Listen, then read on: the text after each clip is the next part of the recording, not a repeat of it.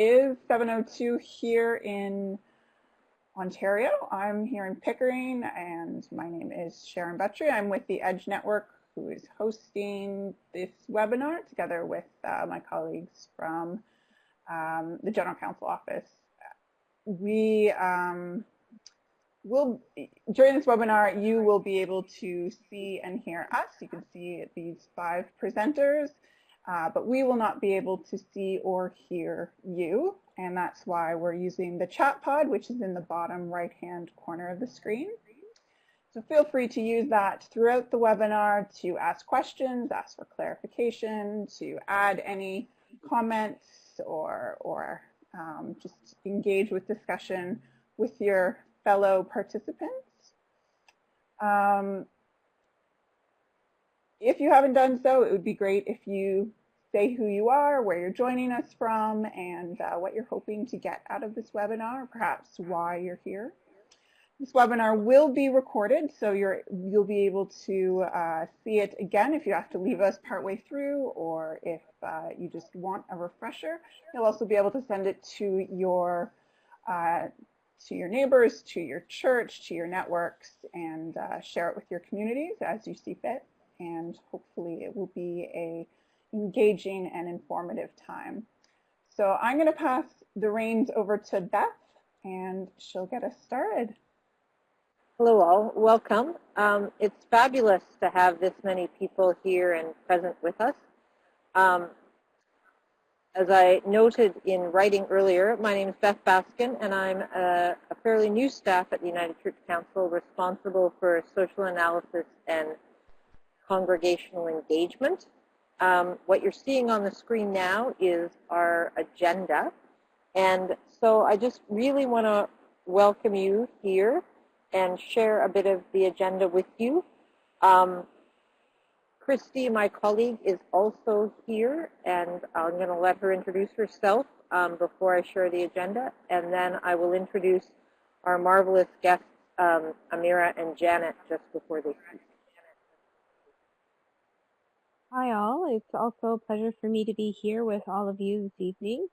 I'm a colleague of Beth of the General Counsel Office here at the United Church, and my role as General Counsel Office is Program Coordinator for Public Witness Campaigns and Advocacy.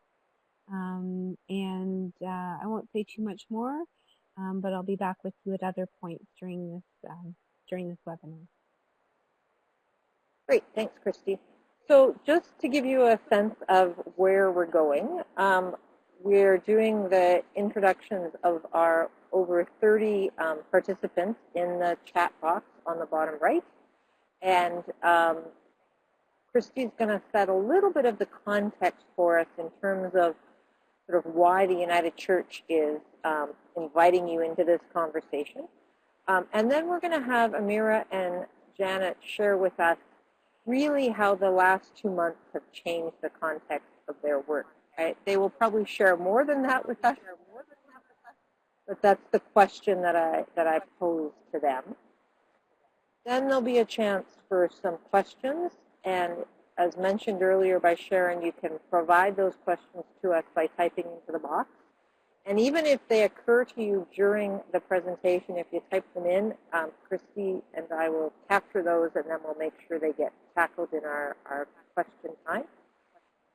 Then I've asked Amira and Janet specifically to say, are there key messages that they want us as allies and advocates to know and to share? Because it's my hope that not only do the 30 plus of us on here take something away tonight, but that we figure out how to share it, because I believe this moment in time is about widening the circle, and invite you to help us do that. We're then going to have just a few moments after the key messages to talk a little bit about some additional opportunities for advocacy and action, what some best practices might be.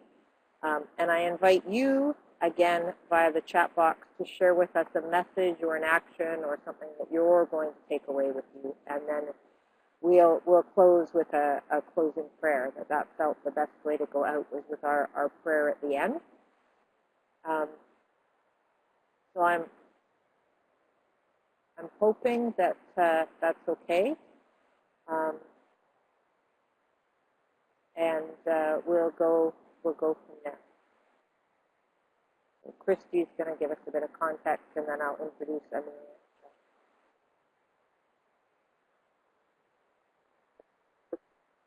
The slides that Beth has up on my screen, I can't see them, so I don't know whether it's just me or others.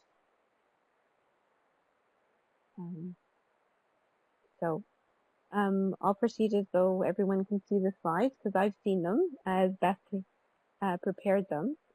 And so I'm just going to provide a little bit of context, a bit of grounding, I guess, for our community this evening as we seek to build inclusive community in this moment. And I guess as we think about challenging Islamophobia and seeking to extend that radical welcome that includes welcoming refugees into Canadian communities. One of the places that I think is most appropriate to start is thinking about the United Church's anti-racism policy, which was passed back in 2000. And it's called That All May Be One, and perhaps is a clarion call for us to continue to live into today, that we may all be one. And perhaps many of you are working on that in your own communities, in your own church communities, in your own local context today. Back in 2000, That All May Be One called us as Christians to work for society in which the words of the gospel are brought to life and the sins of racism is addressed. And it was based on the belief that all humans are sacred, whatever their culture, race, or religion, and that God is found in our common diversity. And it put forth different strategies for oneness. And one of those was speaking to the world by supporting anti-racism work within broader society. And it said that as Christians, we are called to uphold justice for all God's people and to live out the gospel in the world of legislation, regulation, policy, and practice. And we can think about that as how we live in community and in the media. And I think that those words from That All May Be One are particularly relevant as we go into tonight's webinar. Other pieces that you can see on the slide that Beth put up are the moderator's recent letter in the light of the mosque shooting in Quebec, in which she extended our lamentations and our grief on behalf of the church, and pledged to share in the Muslim Canadian community's determination to stop the forces of hate that seek to divide and destroy us. We also have an action up that invites United Church people to write to Prime Minister Trudeau to communicate to President Trump that Canadians are concerned about Indigenous rights, climate justice, refugee rights, and the dignity of peoples of all faiths. And I think that's very timely, an important way of continuing to build inclusive community.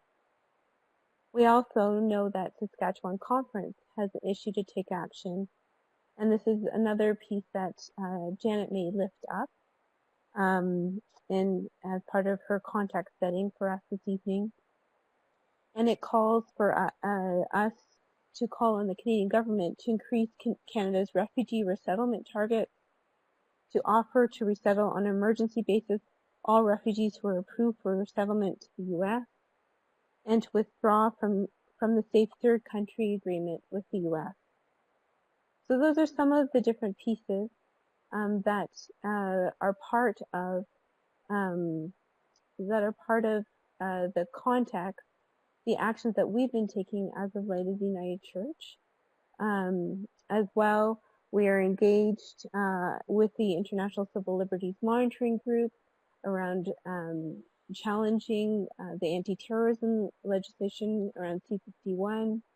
We are a long-time sponsorship holder agreement and continue to sponsor many refugees, over 2,000 over the many, many years, and are involved in different interfaith long-term dialogue, including the National Christian Muslim Dialogue.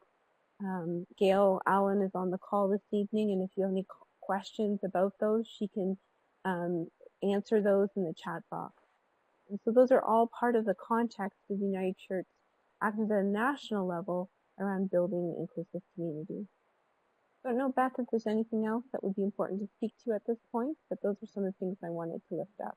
No, I think you've covered that. In addition to Gail, we're hoping that Amara, who's one of our staff on the refugee file, may join us as well. And both Gail and Amara, of course, can jump in and provide answers to questions that Christy and I might not have.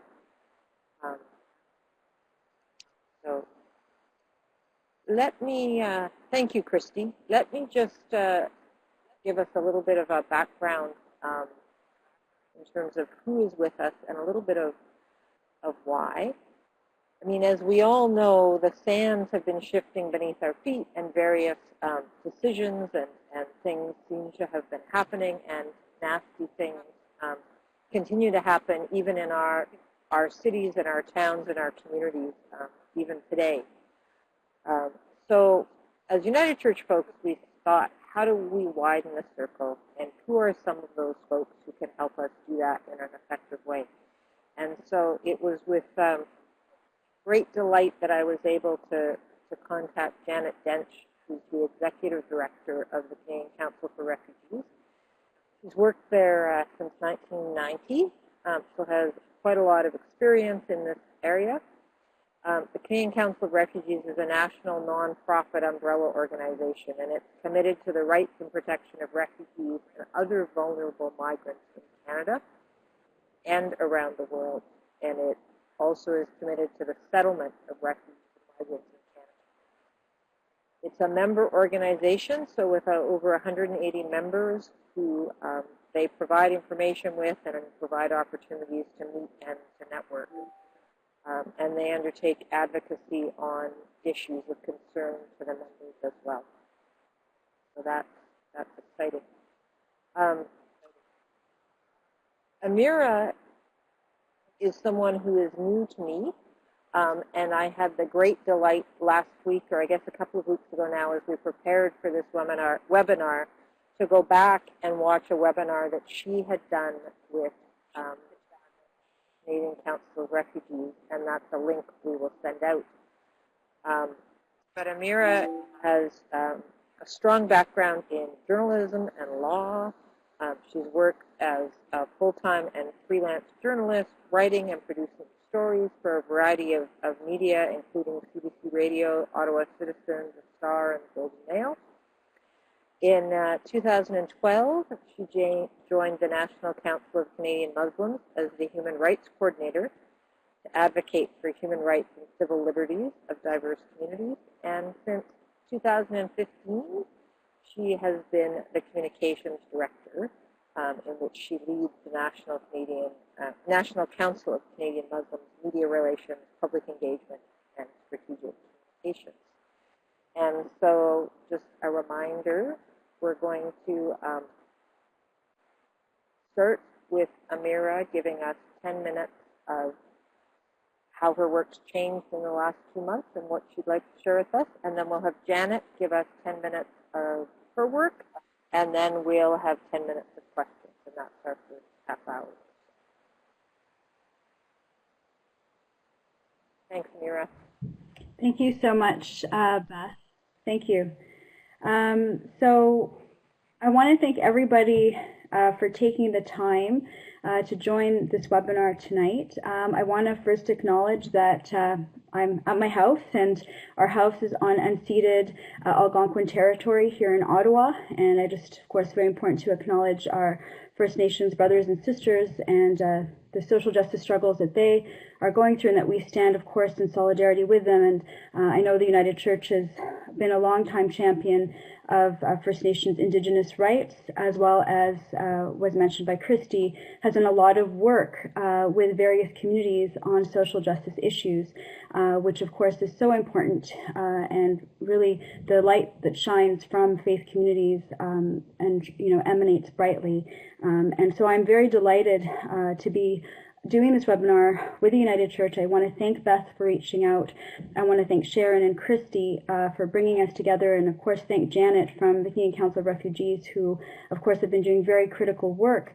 And again, thanking all of you who are joining. I just was reading some of the comments people were sharing and where they're from. I see that we have lots of different individuals joining from different cities. I noticed some shout outs to people who are working on refugee committees and what have you. And so I just want to thank my fellow Canadians out there who care about these important issues, and who get it, who get that we are a global village, and that we are here to be brothers and sisters and to support one another. So, and also I just want to give a shout out to the United Church as well for a document that they had produced in 2006 that maybe you are all aware of. It's called That We May Know Each Other, and it's an excellent, it's quite a long document, but it's an excellent document the United Church produced in 2006 that goes over the relationship with Muslim communities and in Islam, an interfaith way, and provides a lot of information about Islam.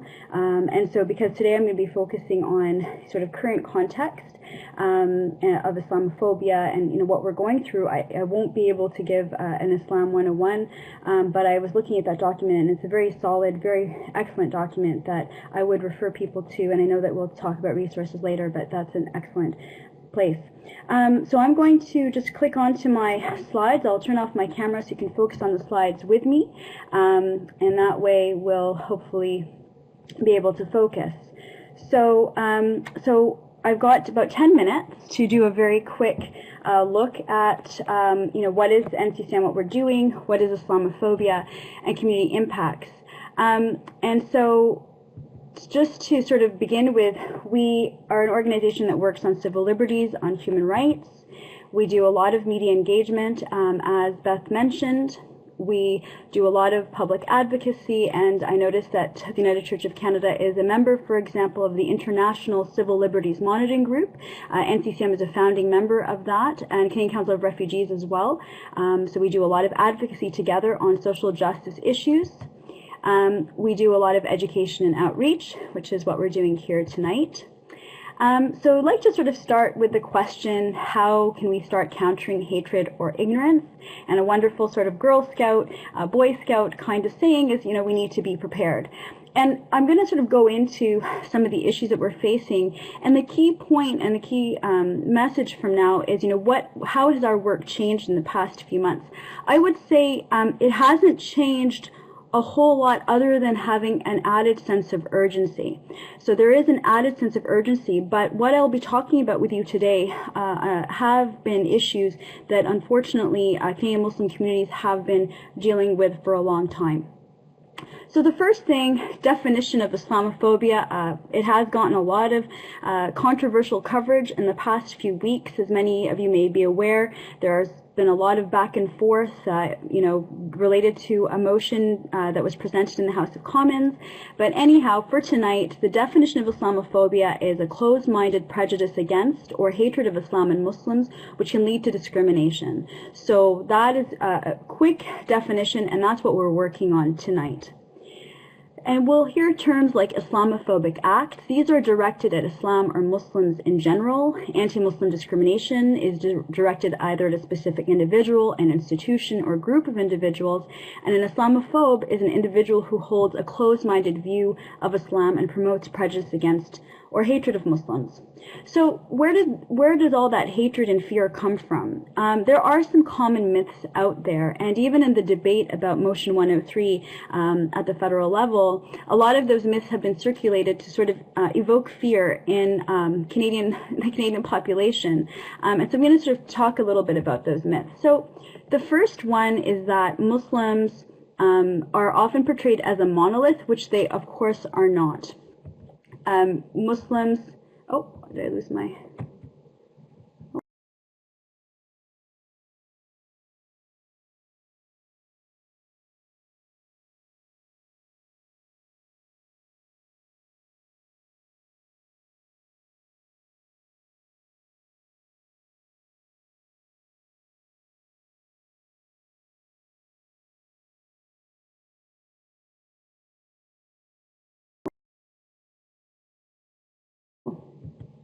think there may be a formatting issue in my presentation. Oh, okay, let me see if I can pull it up on my slide. Technical issue. Just give me one moment. Oh, there we go. It's just a delay. Okay. Hold on, my friends. Okay, so right back here, my apologies. Okay, so Muslims come from as many backgrounds, including race, cultures, ethnicities, as people from any other faith group, and also vary in how they choose to manifest their faith. So just like a box of chocolates that we heard about in Forrest Gump movie, you never know what you're going to get. So Muslims come from around the world, and many of you will already be aware of this, but it is often surprising to some that the majority actually live in Asia Pacific region, and then Middle East, North Africa, okay. And then you have Sub-Saharan Africa, Europe, and the Americas. But you're okay now. Another common myth is that Islam sort of means that Muslims want to live separately, that they don't want to be a participant. Oh, I'm just seeing it. Are you all hearing me? Just checking. Okay, hopefully the sound is okay. I'm going to try to bring down my volume. I'm okay? Okay, just double checking. Okay, my apologies. Okay, so there is a common myth that Muslims sort of want to live separately, or they don't want to be participating, with society. And of course, again, this is untrue, and we see that all around us with the contributions of Canadian Muslims. Another common sort of myth out there is that Islam is inferior to any other religion. And of course, within our religions, there's a lot of commonalities. And the key commonalities, for example, is that we actually treat each other with kindness, with mercy, with compassion, and leading a God-centered existence as many other faith communities. So again, there are these myths out there that that Muslim civilization, for example, never brought anything positive to the world. When pasta, algebra, although maybe you're not cool with algebra, I'm not so thrilled about algebra, but there are many positive contributions that Muslim civilizations have brought to the world, just like many other civilizations from around the world throughout history. There are myths out there that Muslims are violent, and of course I show a few images from some magazines, European magazines to your right there. Islam is raping Europe, or Muslim Rage from Newsweek. So again, I won't be talking too much about media today, but media certainly does feed into some of the stereotypes and the myths that we're talking about.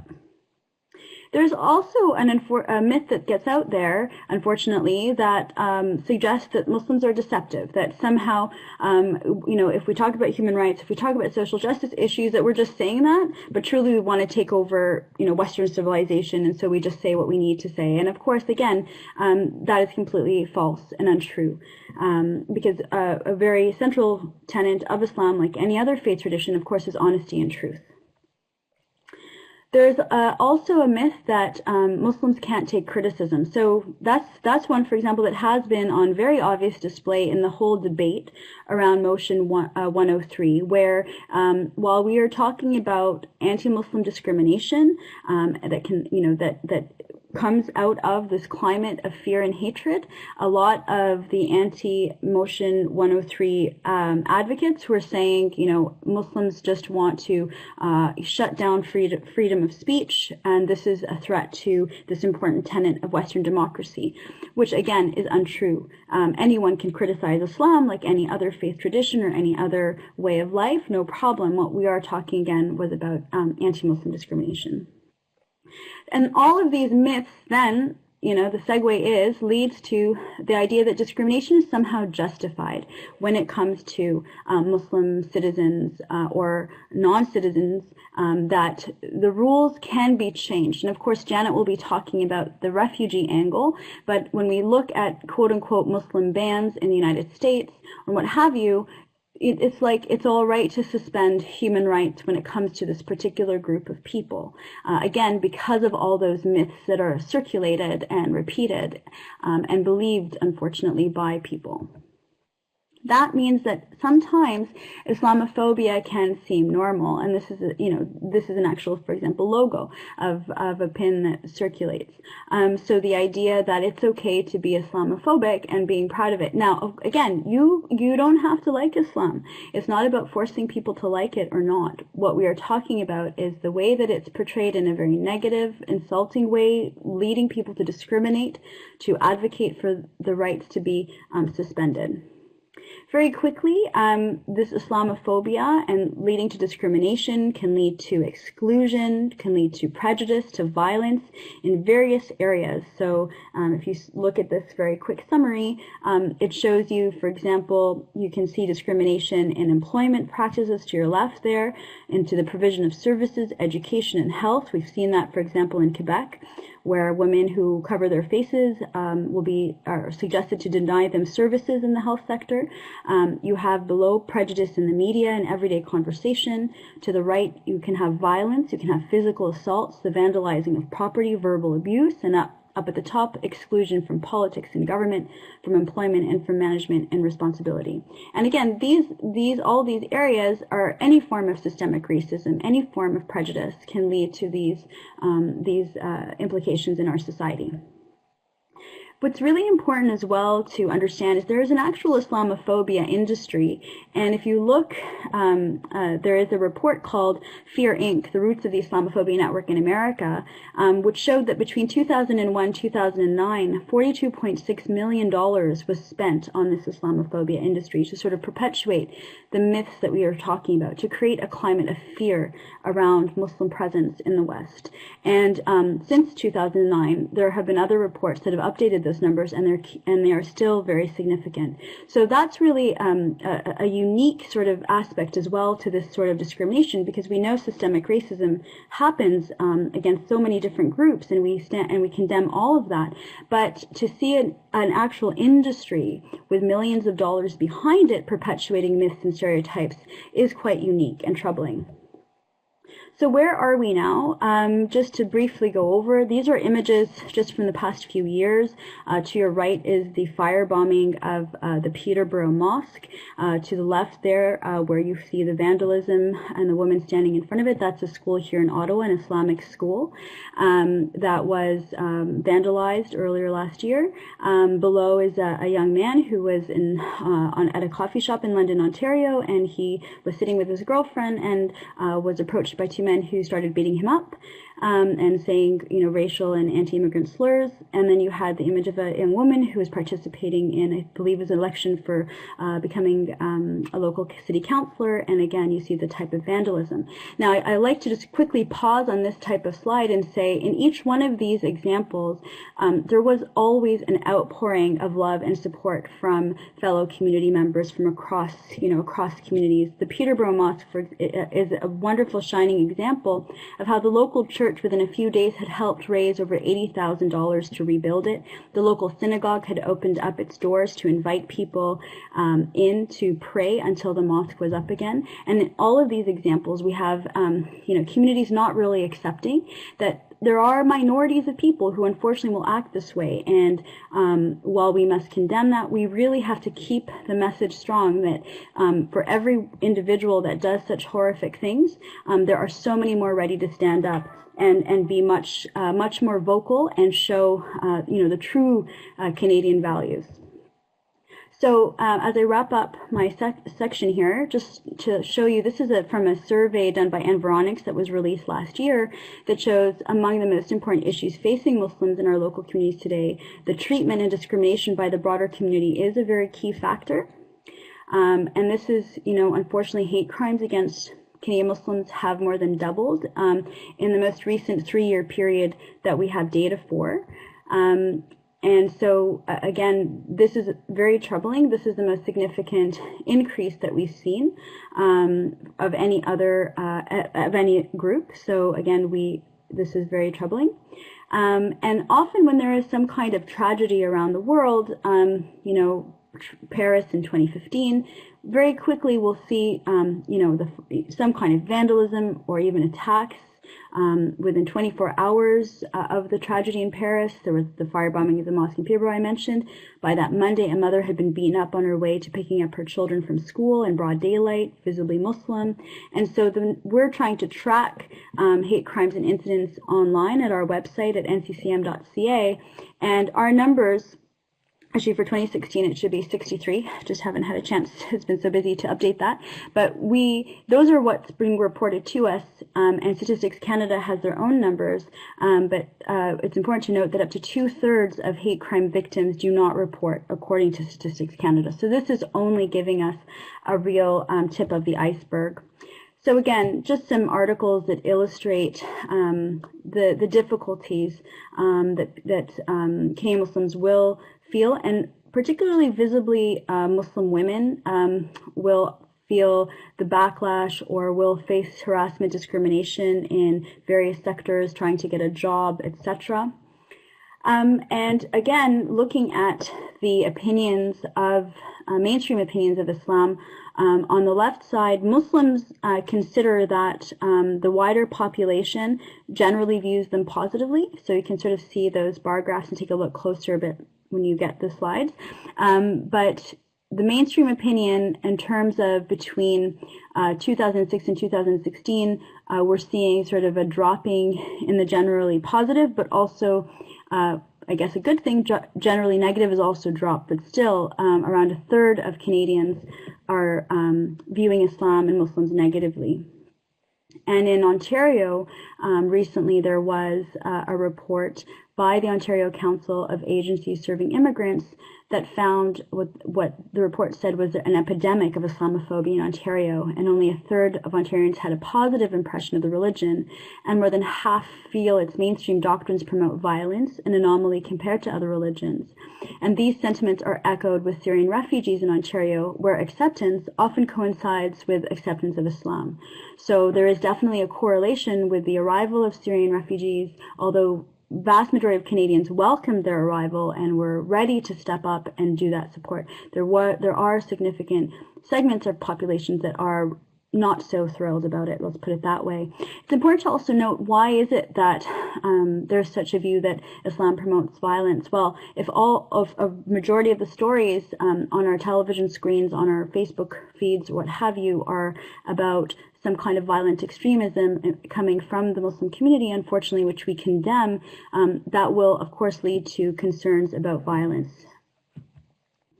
The ripple effect is that we have all sorts of hateful messages. This is an example, actually, of a letter to the editor that was published online. And if you just read the part where it starts from the Brussels bombings, this was written by a woman in Windsor.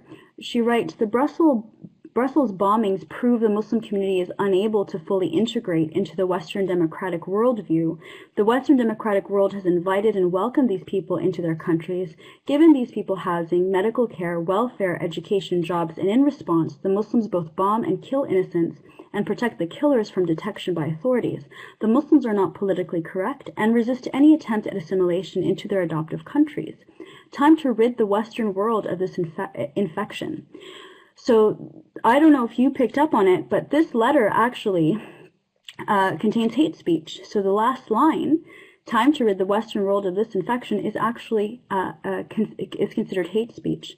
And the local community in Windsor decided not to press charges against this woman, but they were within their rights to do that. And what's also equally troubling is that the online editor that published this online, and it didn't get published in the actual print edition because the community alerted the newspaper, that they didn't pick up on this. And that really gives you an idea of how normalized Islamophobia is in our society, and that is why we're trying to have these important conversations, and again, why it's so important that you've taken the time to join today.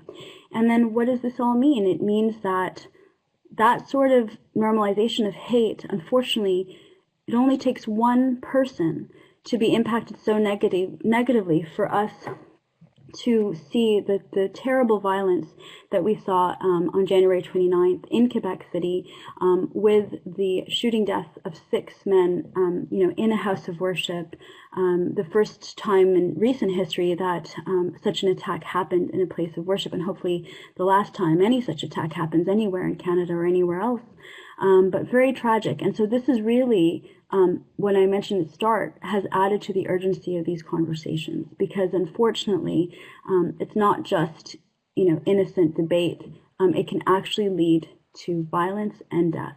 And so I end on a little bit of a moment of silence, if I may, to remember the victims of the Quebec City mosque shooting, and I pass it back to Beth. And as I mentioned beforehand, there's a fuller webinar available for those who want to hear about some of what Amira said in much more depth, and gets a little bit more into Islam 101 in that webinar.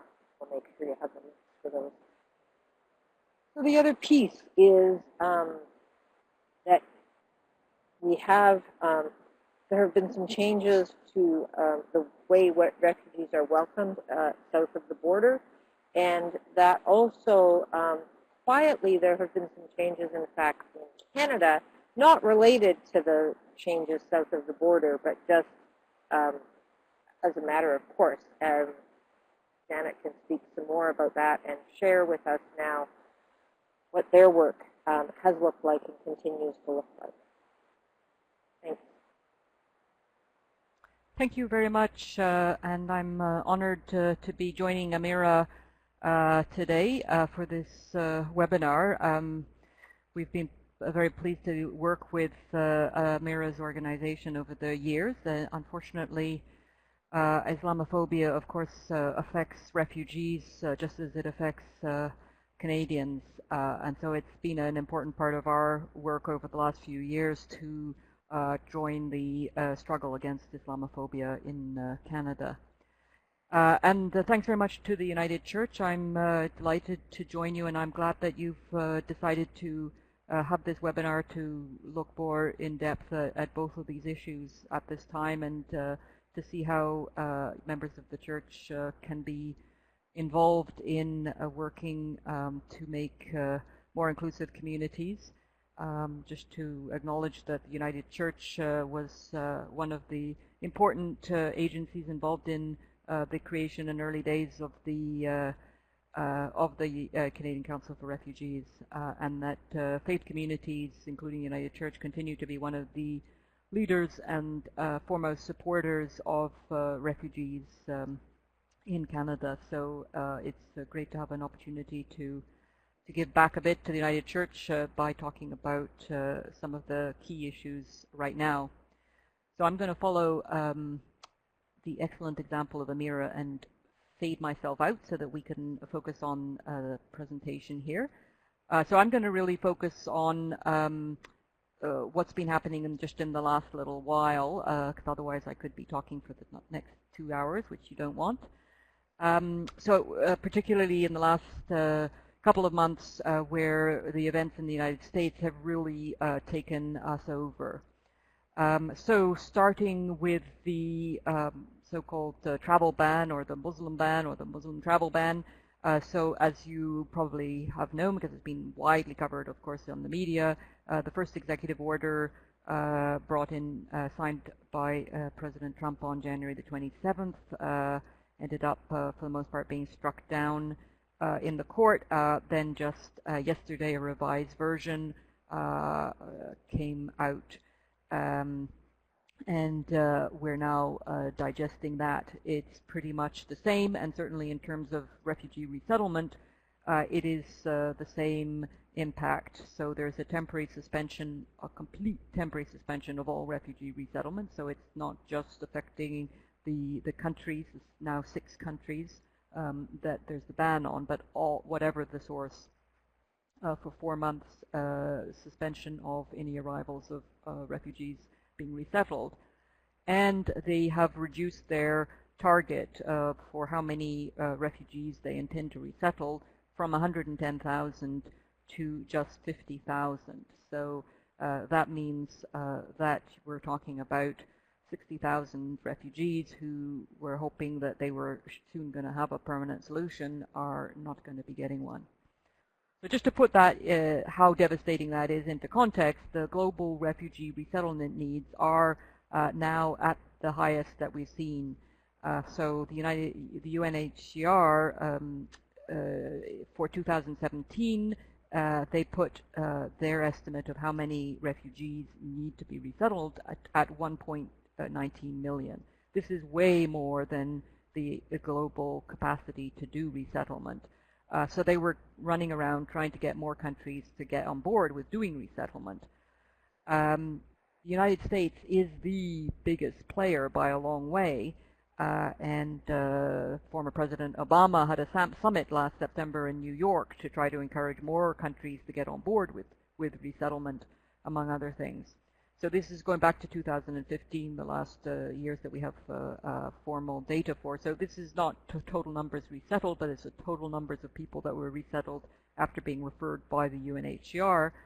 You can see that the United States is the biggest player. They took 62% of the refugees that were referred by the UNHCR. Canada's coming in as number 2, but obviously much smaller. Now, this graph here is showing us the impact in terms of potentially longer term with the particular countries that were that are still affected by this or by this new travel ban. The 6 countries. Libya is not included there because the numbers of refugees resettled to the United States were quite small or minimal. So in that, you'll see on the last year that they have the data for 2016. So then there were 23,000 were from those countries. So that gives you an indication, I think, of how the countries that have been particularly singled out by the United States for the ban are overlapping quite significantly with the countries from which refugees are fleeing. So what is the Canadian response to this? From the government side, unfortunately, nothing. But from the community side, the Canadian Council for Refugees has called for an increase to Canada's refugee resettlement targets, and others have made similar calls. I just note here, Sponsorship Agreement Holders Council has called for 16,000 government-assisted refugees in 2017. That was specifically in response to the events in the U.S. So the other aspect that has keeping us busy is, of course, refugee claimants who are arriving through the United States. I'm sure, unless you've been living under in a shelter somewhere without access to the internet or the media, you know about this because it's been all over the media. So there have been a lot of calls to suspend or to withdraw from the Safe Third Country Agreement. That's an agreement by which Canada is saying that the United States is safe for refugees, that if anybody comes and knocks at our door from the United States, they don't need our protection because they can be sent back to the United States and they can find protection there if they need it. So from our perspective, it was never safe, but even less, and I think a lot of people resonate with that because we found many, many groups without particularly asking for it. People stepped forward and said, Canada has to withdraw from this agreement because when we see what's going on in the United States, how can we say that we have confidence that the United States is safe for refugees? So we have seen an increase in refugee claims at the border, but we want to point out that, in fact, the numbers have been going up since before Trump. So there's been a lot of focus in the media about people coming because they're fleeing what's going on in the United States, and maybe that makes a better media story, but the truth is that the numbers have been going up for some time, and that some of the people coming, and in fact there has been just recently more media coverage of this, is people are traveling directly through the United States to get to Canada. That is not a surprising thing because there are more refugees in the world than we've seen in any time since the Second World War. It's normal that a tiny, tiny percentage of them would find their way to Canada, particularly we could expect an increase when over the last few years we've actually had unusually low numbers of refugee claimants. So there's been a lot of concern around the media frenzy on this topic, and we're trying to frame it in a more positive way and to try to put things more into perspective, because we are concerned about the risks of backlash. So one of the ways of doing that is to put that number, the sort of the increase into perspective. So this graph shows you refugee claims since 2000, and so you can see that we had much larger numbers in the past, and 2013 it went way down. It's slowly been coming back up again, but we've still got quite a bit further to go before we would get up to the numbers we've had before. So when people are starting rather hysterical reactions, we think that we should try to put that more in perspective and remember that we're more kind of returning to what were the normal numbers in the past. So that's, I'll leave it there for this part of the discussion. Thanks.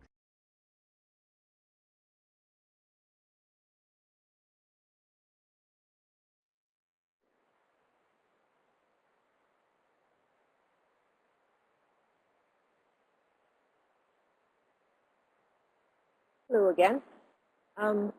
Thank you so much, Amira and Janet. That was really helpful. So now is a chance for questions.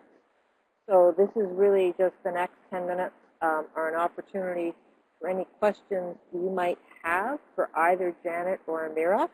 And then we're going to let them speak again and share with us key messages as a way of how we can join them in the excellent work they're doing. So there was one question here that Lynn Taylor says, included in the 16,000 number, are those still not processed from the applications received by March 31st, 2016? So this number includes those also recorded in 2016? Is that a question or a comment?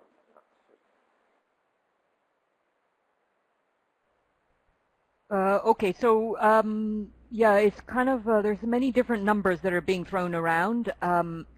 So 16,000 is the number of privately sponsored refugees that are supposed to arrive in 2017 according to the government.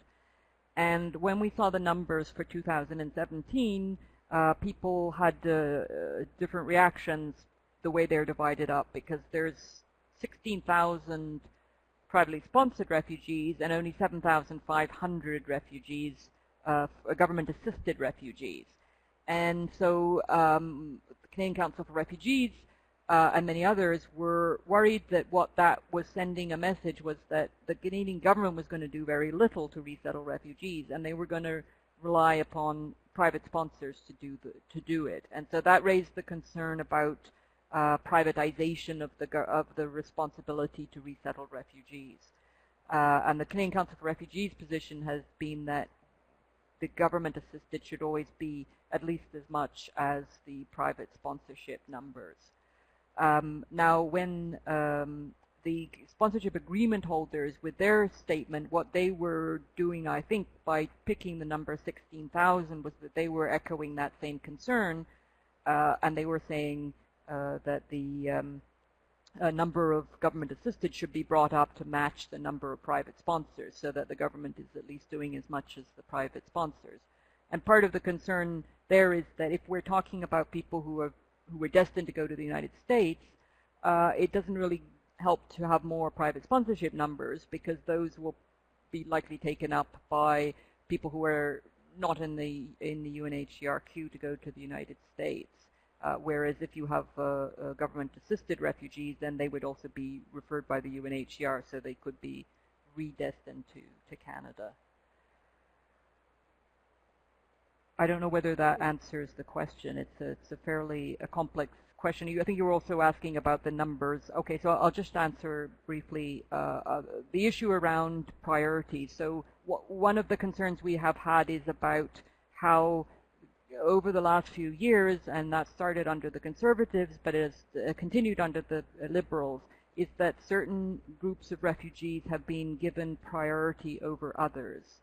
And so we had seen that last year. The Minister McCallum had said that any refugees whose applications were put in by the end of March of 2016, that those refugees would arrive by early 2017.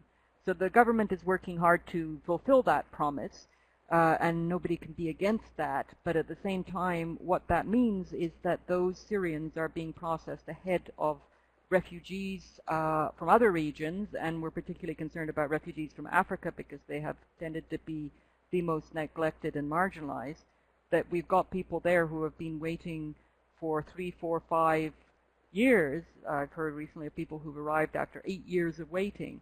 So when you have a ministerial priority, what that means is that those people are being bumped ahead of other refugees who have been waiting for even longer. So that's one of the concerns we have around this kind of prioritization of certain groups. That's really helpful. Thank you.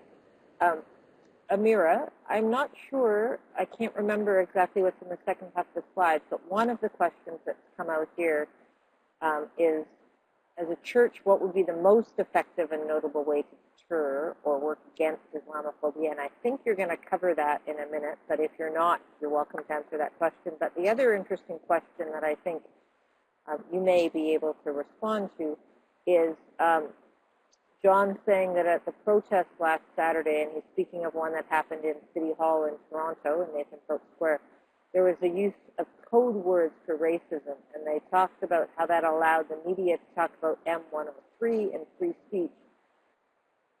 But we need to stay on top of code words and call them out when we see them. And is there a sense of who is tracking code words around racism?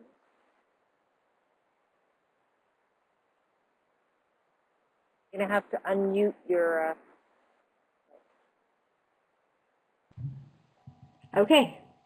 So thanks for those questions. Thanks, Beth. So to John's question about code words, I wasn't even aware about all of the code words that are now being used. So I took that moment to just check it online, and I see that there had been reports from fall of last year about the types of code words that Trump supporters were using to describe different groups. So, for example, Skittles were used to describe Muslims, butterfly to describe gay men. I also saw some other words like car salesman to describe liberals and what have you. So unfortunately, a whole host of these code words. And I'm not aware that they were being used at the rallies, but maybe John heard them or saw signs about that. I'm not sure. It would be great to learn more. And I think that we should be monitoring for those types of terms if they are being used. I don't know anyone who is monitoring, and I haven't actually seen any recent coverage of those types of words. So if you saw something, John, please do share, and we'll definitely do a call out as well to people who are participating on Saturday. There were rallies, as you know, across the country of sort of anti-M103 and sort of pro Muslim communities and what have you rallies. And so it'll be interesting to find out if those terms are popping up frequently or not. They're also used online, and they were brought in online to avoid censorship, apparently. So that's, I guess, part of where it all began. And in terms of what the United Church can do, I mean, just, of course, education, like what's happening right now, is critical, but I will be speaking about actions, sort of collective actions that we could all think about, and small steps, small gestures that go a long way to, as I mentioned throughout my first part of the presentation, sort of showing that there's still a minority of people who hold sort of anti-immigrant, anti-Muslim views, and I think that that's important to know, and the majority really has to speak out at this time.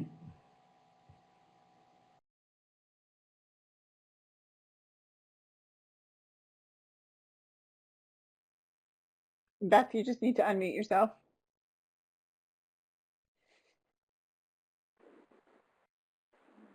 Yep. Holding it up wasn't good enough.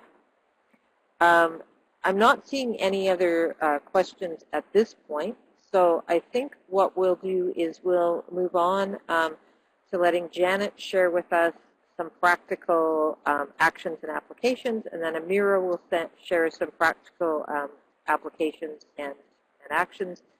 And then if other questions emerge, we can address those. But I'd also like to hear from participants things that they hope they can take away and actually take on as a particular action or a particular message that they can share back in their communities. So that's what we'll do for the next few minutes. So Janet first, and then Amira. Go away.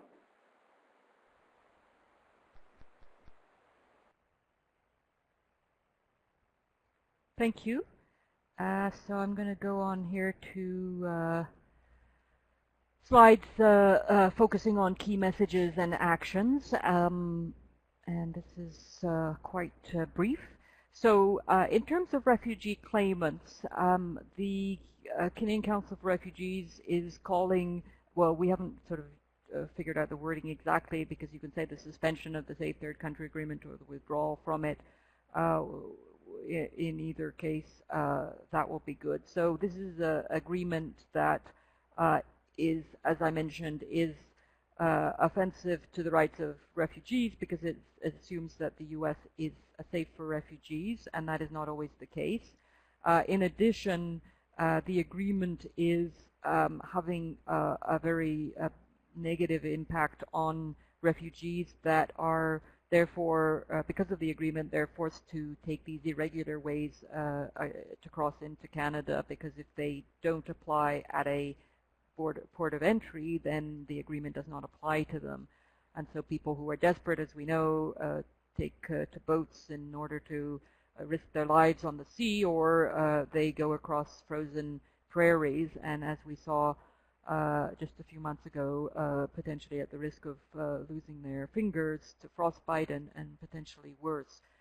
So it's we're putting people at risk, and it's of course particularly for the most vulnerable. The situation is most concerning. It also creates demands on the local communities of having people crossing the borders irregularly, something that could be completely avoided by having no longer having the Safe Third Country Agreement in place. And the final argument is in terms of wasting resources. So apart from people having to arrest the people that were just trying to make a refugee claim, there's also the process that goes on at the ports of entry, where people do meet an exception. They can come to the port of entry and plead their case. And so we know that people spend a lot of time and energy trying to convince a border official that they have a relative in Canada so that they can meet one of the exceptions, which is a waste of everybody's time. There's also problems when people don't meet one of the exceptions, or and then get sent back, or some cases, for example, a case of a family in Manitoba where a woman with her kids came up to the border. The mother was found not to be eligible to enter Canada. Her 3 children were allowed to enter Canada because they had an aunt in Canada. So what happens is that the 3 children are admitted into Canada. The aunt doesn't know what to do with them. The mother is sent back to the United States. The family is separated. This is a crazy situation. Everybody could agree this doesn't make any sense whatsoever. But that's just one of the perverse effects of the Safe Third Country Agreement. So we are glad of all support for the calls to withdraw from the Safe Third Country Agreement. The second point here is about ensuring a warm welcome for refugee claimants. And I spoke earlier about the concern around backlash and a slightly hysterical reaction. The positive side of that is the many community organizations, individuals, etc., that are working together to make sure that we have the structures in place in order to welcome refugees when they do come. People, of course, mobilized in a wonderful way to respond to the Syrian refugees, and we're calling on people to mobilize in the same way to respond to refugee claimants. And that's important, obviously, in order to be welcoming to refugee claimants. There's also the dimension of making sure that we head off any potential backlash, because we know that politicians will take other decisions if they see that there are people on the streets or people not being properly taken care of. So I think it's important as much as possible for all of us in various ways to see what we can do to support ensuring that that support is ramped up when the numbers go up and the needs are greater, that we're there to give that support. We say there in word and deed. We hear quite a lot of negative types of messaging around. I mean, most of it has been fairly positive, but there is certainly an edge to that of concern of people saying, well, we shouldn't be allowing these people in, send them all back, etc. So we need to respond positively on that. We're just working actually on a statement to make this kind of message, which I think you'll be seeing coming out if you look on our website in a day or two. It should be out there. The second point around the resettlement. So what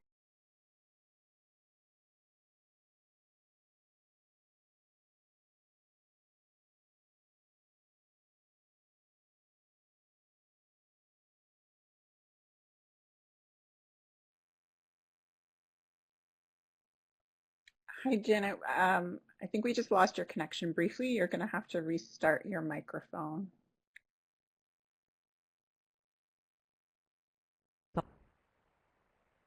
Can you hear me now? Yeah, we can hear you. Yeah, sorry about that. The connection got lost. So can I start from the resettlement side, or did you lose me before that? No, that's perfect. Yeah, so on the resettlement, how we're formulating our call is not specifically related to the U.S. Situation, but it is also a response to the U.S. situation, is to call for Canada to aim for 20,000 government-assisted refugees per year. So for many years it has been merely at 7,500 government-assisted refugees, and we think Canada can and should do a whole lot more. So we're setting the target of 20,000, and there's going to be a campaign around that coming in the coming months. So that's also something that those of you who feel called to that, I would commend to you. Finally, I want to just talk to you about a family reunification campaign, which is not directly related to events in the United States, but this is something that we'll be calling on people to get involved in if they can and wish to, around April 4th, which is Refugee Rights Day in Canada.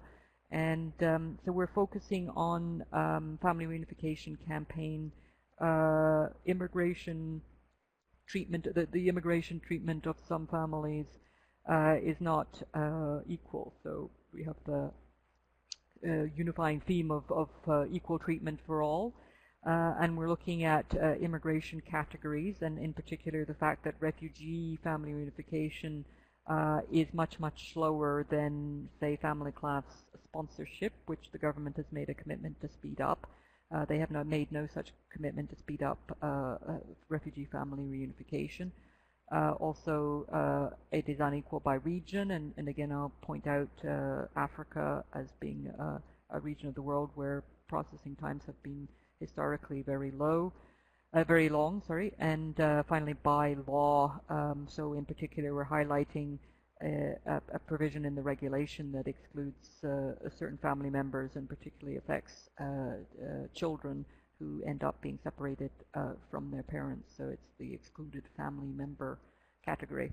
So we have got some information about this on our website, and more will be coming over the next few days.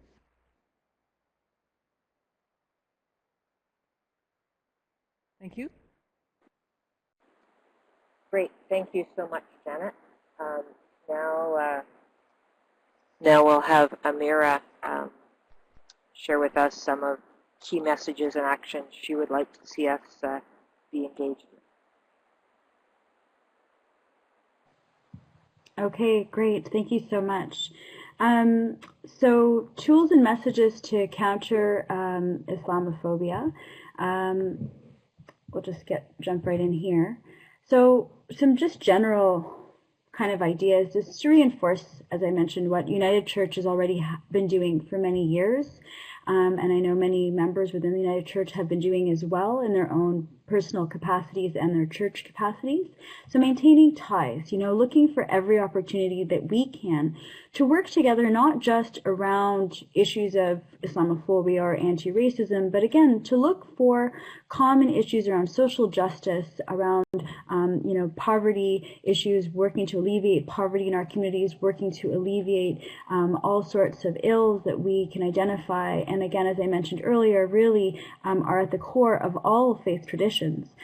So I think that's very important, as well as maintaining ties with those new refugee families, and now, coming into 1 year for many refugees who have arrived to Canada, maintaining those ties, maintaining those relationships are so important. And there's so many heartwarming stories about how Canadians have really embraced the arrival of the Syrian refugees. I remember there was, and probably Janet will remember the story too, there was a kind of a negative story out of England a few months back talking about how, if refugees didn't learn English, they'd be kicked out or whatnot. And then we had the flip side here in Canada, many welcoming families and welcoming refugee sponsors looking to learn Arabic so that they could more easily communicate. So it was such an interesting juxtaposition, and I really think, again, just speaks to the welcoming nature that Canada has had, and again, comes from a lot of the First Nations principles that were here before many of our ancestors ever set foot in Canada. The concept of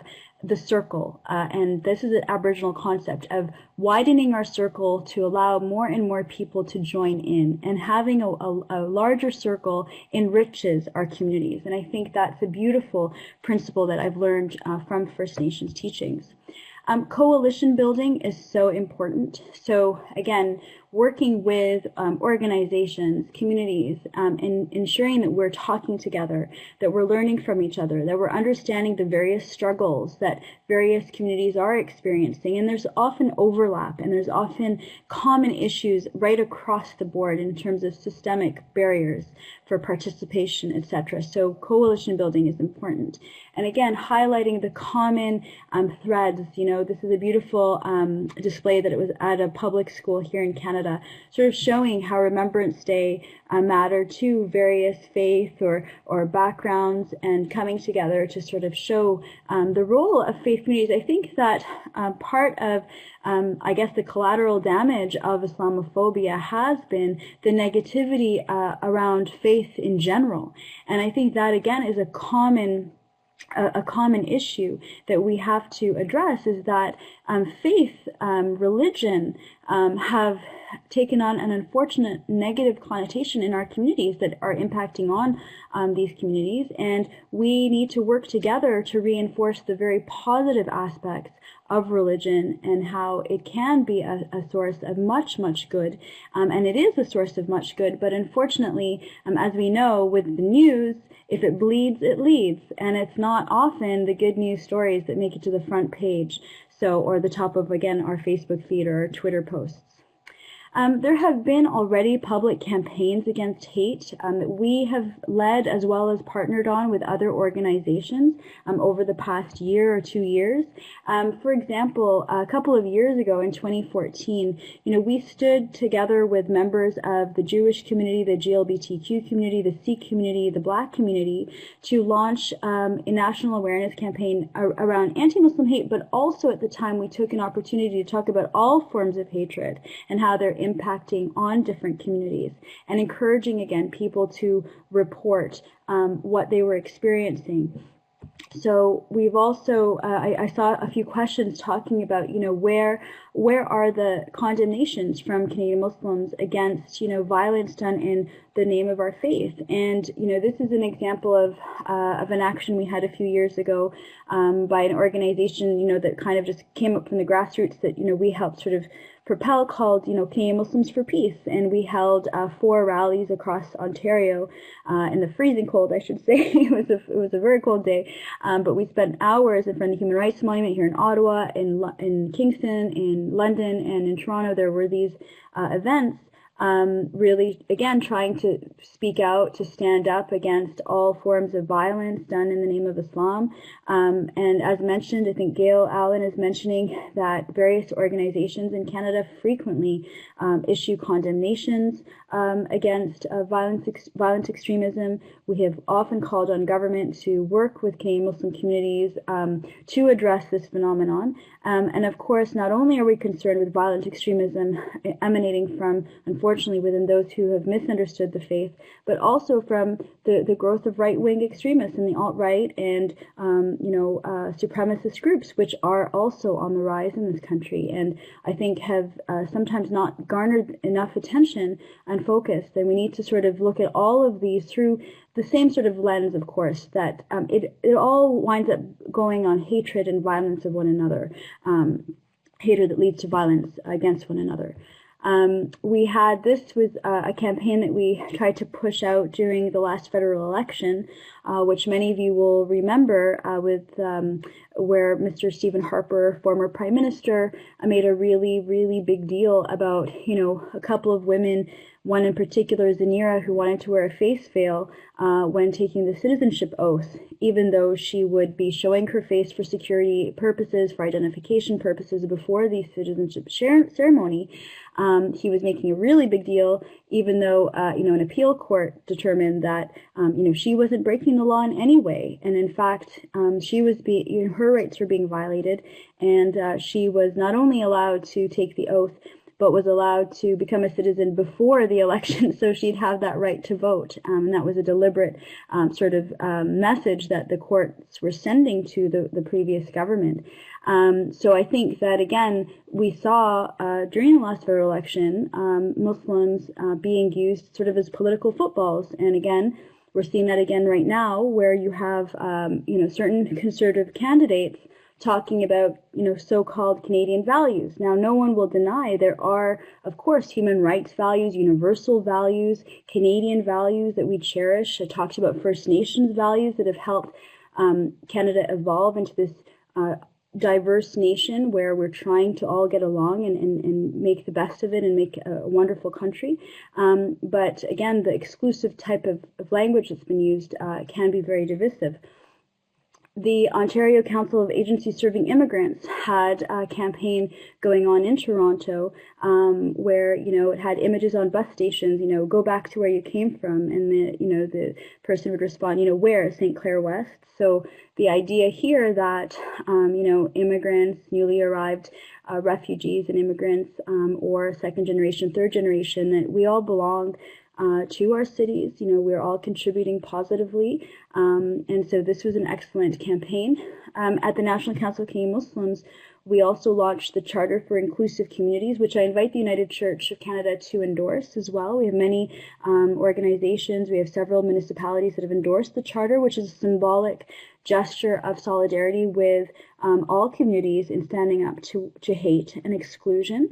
And again, these are sort of attempts to sort of show positive ways of coming together and showing and leading by example by bringing together police officials, politicians, religious leaders, and various social sector representatives to sort of stand together and say, we are going to work together for all people.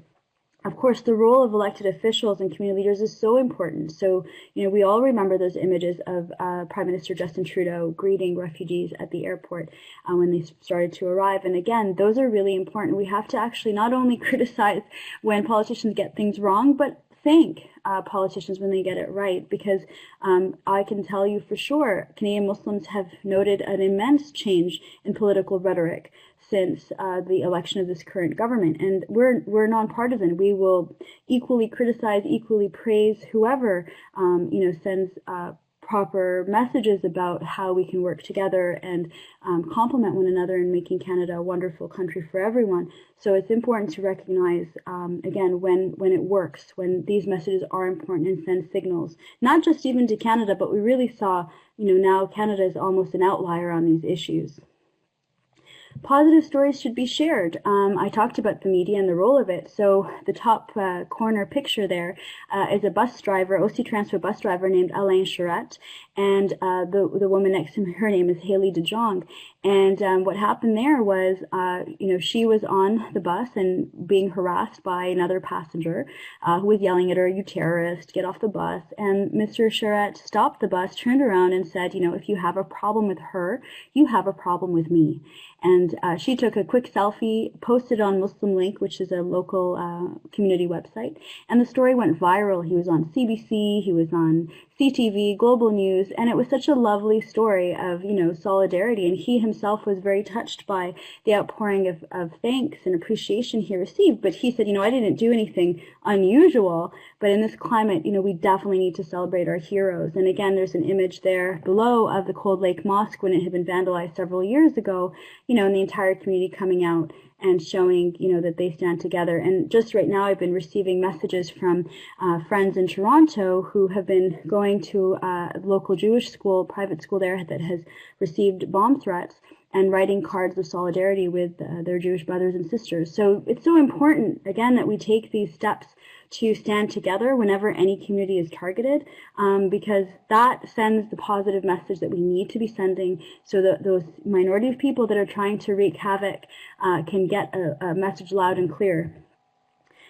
We've done a lot of work in the media, as I mentioned. We got the we made the argument that media should not be using the term Islamic State. They should be using the Arabic term called Daesh, because one, it is not an Islamic state. It is neither Islamic, truly, or is it a true state. And they actually want to use that English terminology to attract new recruits. Daesh is the Arabic acronym. They don't actually like the name, and it's what many foreign governments use to describe ISIS. And now even our own government has, as of last August, decided only to use Daesh. These are small things, but they matter. They matter because even the RCMP has recognized when we use terms like Islamic terrorist, Islamist, these stigmatize entire communities. So in the public mind, you're often associating Islam and terrorism. Whereas if we can try to remove those terms and use Al-Qaeda inspired or Daesh inspired, really focus on the actual group rather than make it about an entire community, that will go hopefully a far way in dispelling a lot of the feelings. And again, celebrating our diversity. This is an image of a local children choir here in Ottawa that performed a Muslim song for their church, for the Christmas pageant, their choir, and it went viral, and it happened right at the time that refugees were coming to Canada, and all around the world, people were saying, "Wow, Canada is singing an Arabic song to welcome," and it's a very famous song in Muslim tradition of welcoming refugees, actually. So it all kind of fell into place, but really the composer and the teacher that was leading this said, we always try to combine diversity in our programming because we have to recognize we have diverse student populations. Popular culture is so important. So many examples. These are just some, in the resources. I'll be happy to share some of these links to some of these videos below. Our two local rappers from Ottawa who have a very cute little song called "I'm a Muslim Man," where they're kind of rollerblading or roller skating all around downtown Toronto, just trying to shatter the stereotype that Muslim men can't have fun or smile or do anything that's hilarious. And these three men at the top, young men, right after again a bombing, these I think in Paris it was, they stood together. They're all roommates, and they tried to show, look, this is we're human beings and we're friends, and what's happening in our name is not right. And again, civic engagement, highlighting, Syrian refugees worked hard to raise funds for the for Fort McMurray fire that happened. I mean, these are really important stories and illustrate how we all work together. So the next steps I would just say is that we need to keep thinking about how we're going to build strong, resilient communities that will confront hatred through every possible mean, public education, and just support and solidarity. And again, we're talking about universal values, so empathy, acceptance, learning, understanding, respect, fundamental freedoms, and equality. So that's the end of my presentation. And Beth, I got through it all. She was, I think someone wasn't sure if I'd get through all the slides, but thanks everyone. You guys have been so patient. Thank you so much. Thank you so much, Amira and Janet. Thank you. Christy and I wanted to just share for a couple of minutes a couple of practical things that we as a United Church see as some things that you can do. And again, we will share these links. So Christy, feel free to become visible and vocal if you want to share at this point. And then we'll just get some key messages from those of you who are with us. So Christy referred earlier to a postcard. There it is. Christy referred earlier to a postcard campaign, and invite you to go and look at that, take action. But some of the resources that we refer to in that postcard campaign are visible on this slide you're seeing right now, and are an opportunity for some more information and some more education. And also sometimes, if you can't engage in a conversation directly with your community, you might be able to circulate some of these links.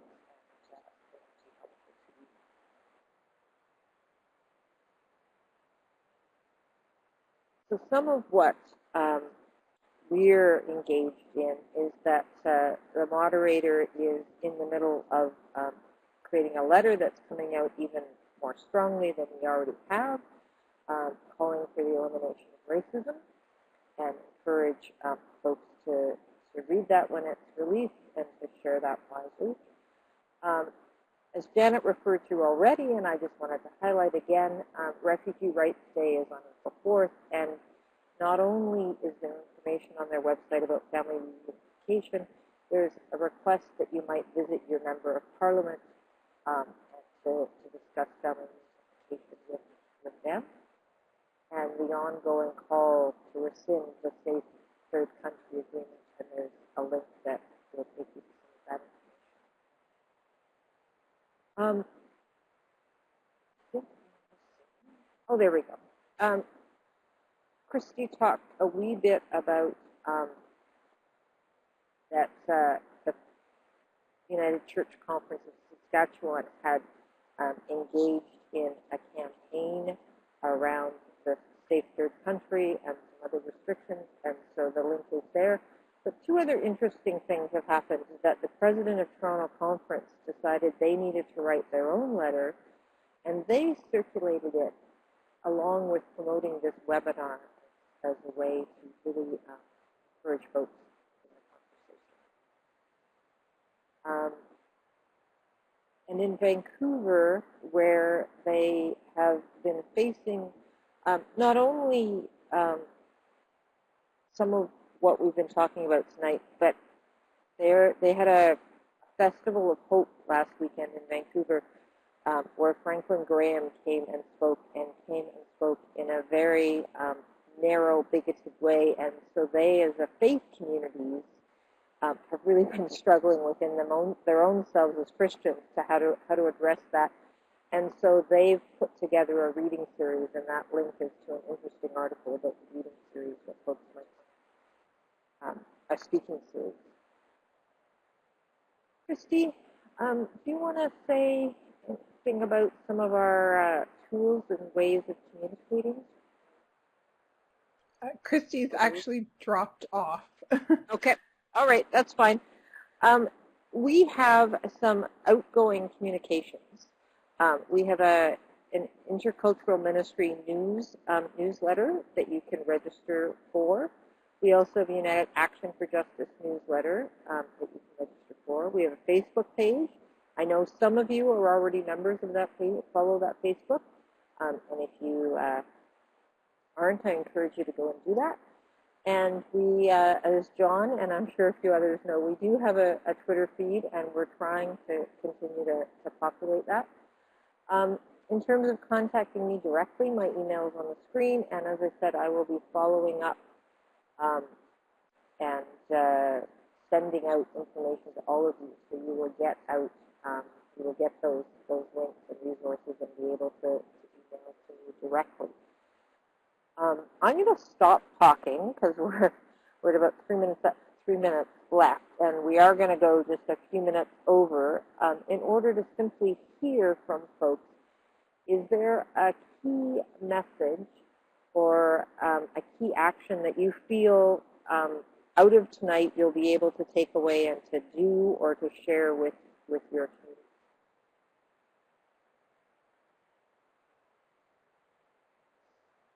Looking here. So we've got some great conversations going about contacts and some articles.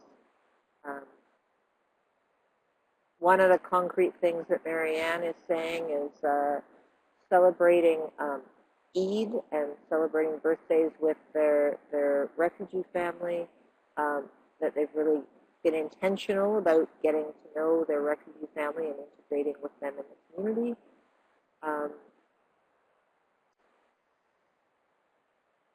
Baking together, that's a concrete thing.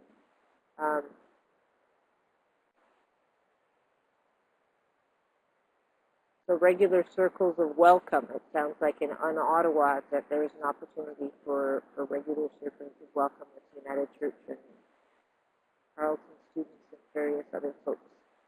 Are there anybody typing a particular action or a particular message that you feel you can take away? So yeah, that folks are saying they feel they might be able to integrate with Muslim communities close to them, getting to know one another better.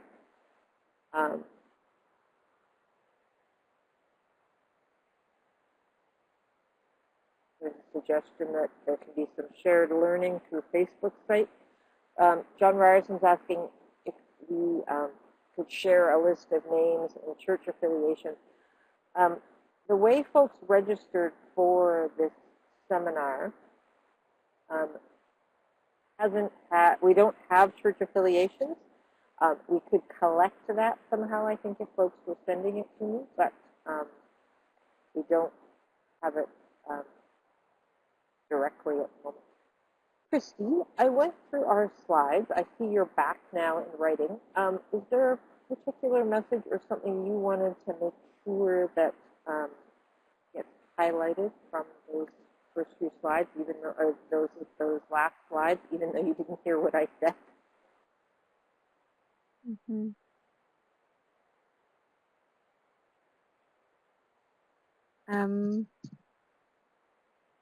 Yeah, no, I think things have been, yeah, I think you probably picked up all of those pieces in the last slides, yeah, I think that picks up on the notes of the presenters. I think, you know, really lifting up the messages of the presenters in terms of both Amira and Janet. Those small acts of reaching out, building community, the welcome, and then also the deeper I guess what I'm trying to say is the more public acts of advocacy are also important. So I think it's the whole range of ways that we can be church, the public acts of advocacy, the writing to your MPs, and then building community, both by welcoming refugees and by continuing to reach out when there are acts of hate, and the ongoing relationship building in our own communities, welcoming refugees and continuing to build interfaith relationships, and challenging daily forms of racism and Islamophobia, anti-Semitism that allow hate to grow. So that would Great. be my Thank you. summary. Thank you, Christy. I'm hoping folks have found this helpful. Certainly some of the chat in our box seems to be that it was helpful. The postcard campaign that we were suggesting, just in response to a question that Dana's asking here, was we were just encouraging folks to pick up any old postcard that they wished and create their own text and send it to the Prime Minister. So it allows you to highlight any or all of these issues. And that Take Action link was back here, and I'll make sure it gets sent out again. Really, really appreciate the engagement tonight, and I can't say enough thank yous to both Amira and Janet. I know that they have incredibly full schedules, and we needed to do a little bit of juggling to make sure we were able to have them both with us tonight. But it's just delightful to have you. And I have a trip to Ottawa in my future sometime this spring, so I'm going to come knock on your door, Amira, and have a chance to meet you in person. And I'm coming to Montreal at the end of the month, Janet, so hopefully can have a chance to say hello to you as well. And it's just thank you so very, very much. I know that folks have found this really helpful. Thank you so much again, and thanks to everyone. It was such a delight. Thank you very much. Thank you, Janet. I'm going to close us out. Yes, salam. I'm going to close us out just with a prayer. And again, I'll provide you with the link later.